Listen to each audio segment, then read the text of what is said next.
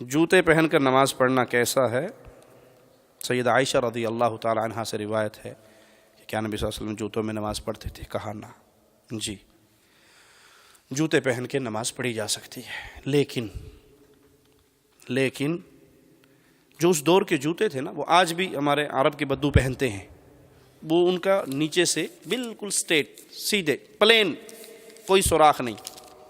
اگر اس پہ گندگی لگ بھی جاتی تھی تو آپ کا فرمان ہے جب تم نماز پڑھنے آؤ اپنے جوتوں کو دیکھ لو، کچھ لگا ہوا ہو تو مٹی پہ رگڑ لو، مسل لو، وہ گندگی اتر جائے گی، ٹھیک ہے۔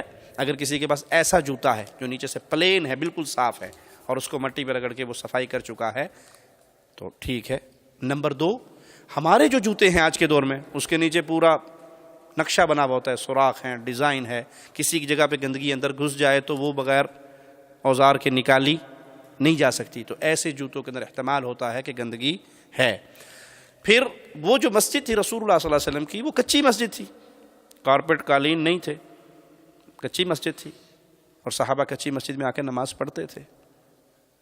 آج کوئی ایسی جگہ پہ نماز پڑھتا ہے جو اوپن ایریا ہے اور وہاں پہ کچی جگہ ہے، وہ جوتوں سمیت نماز پڑھے، ٹھیک ہے، سنت پہ عمل ہے، کوئی حرج نہیں۔ جوتا چیک کر لے، گندگی نہ لگی ہوئی ہو، پلین جوتا ہو، صاف کر چکا ہو، یا کسی کے پاس نیا جوتا ہے تو اس میں پڑھنا چاہے تو کوئی حرج نہیں۔ لیکن مساجد کے اندر کارپٹ بچھے ہوئے ہیں، ٹائلیں لگی ہوئی ہیں، اور آپ اندر باہر سے گارے سے جوتی بھری ہوئی لے کے آؤ، مسجد سے پہلے یہ گارے والے جوتے لے کے ذرا بیڈ روم میں جاؤ نا، بیگم تو اندر سے کی کر دو، ادھر جوتے پڑیں گے، میں صفائی کر کر مر گئی ہیں، جوتے چوکے اندر آ گئے ہیں، تو جتنی اس کارپیٹ کا خیال ہے، رب کے گھر کے پیچھے ہوئے کارپیٹ کا کوئی خیال نہیں ہے۔